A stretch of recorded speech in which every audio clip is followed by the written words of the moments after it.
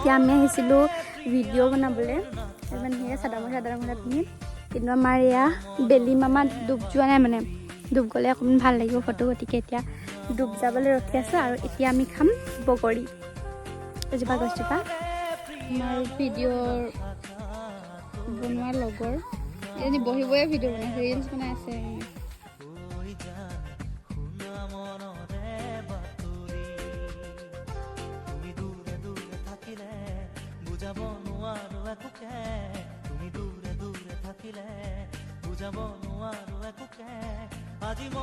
বগৰী বহুত আছে কিন্তু ভালকৈ পকা নাই তাকে আৰু